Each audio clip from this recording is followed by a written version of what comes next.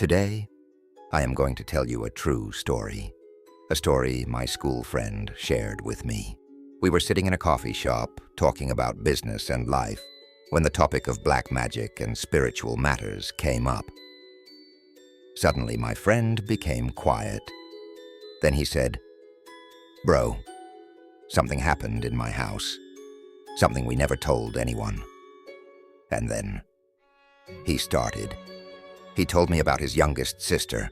She was about to get engaged to a relative, but the boy's mother and sister were strongly against this marriage.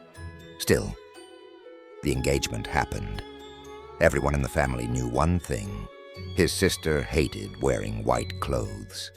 But on the engagement day, the boy's family brought her a white dress. She felt bad, but she wore it. At that same event, the boy's mother and sister brought a very small cake. They fed her only 2 spoonfuls with their own hands. And then they took the cake back with them. They didn't eat it. They didn't give it to anyone. They didn't leave it in the house. They took it and left. His mother felt something was very wrong. Just a few days later, his sister suddenly became ill at university. One day her friend brought her home, unconscious. They rushed her to one of the biggest hospitals in Lahore. 6 to 7 hours passed. All tests were normal. Doctors found nothing. Then, late at night, she started having seizures. She began laughing. Her voice became deep, heavy, and she started using filthy language. Doctors told the family, "Take her home."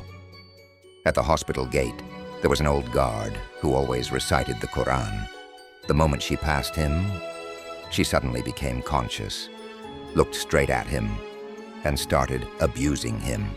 The guard gently put his hand on my friend's shoulder and said, "Brother, get her spiritual treatment." At home, her condition became worse. A religious man was called. The moment he arrived, her eyes turned red, her voice changed, and she jumped from the bed, 3 to 4 feet in the air, as if something was lifting her. She was chained to the bed. Later, my friend's elder brother loosened the chains. Suddenly, she threw him across the room and broke his fingers.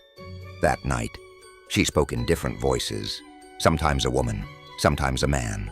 She told my friend, "If you want the girl you lost, I can bring her back. Just obey me." She asked for raw meat. The next day, a goat was brought. The religious man said it must be slaughtered at midnight at the gate of a graveyard. They tied the goat in the back street. That whole day, she became normal. She cried. She said she didn't understand what was happening to her. Then, at midnight, they heard fighting noises outside. They ran into the street. The goat's neck was twisted, and something horrifying was sitting on its body. My friend said, "In that moment, my soul left my body." Another goat was arranged that same night. It was slaughtered as instructed. The religious man kept reciting. After that, her condition slowly improved. But that night, she started eating raw meat, vomiting it, and eating it again. By the next evening, she became normal.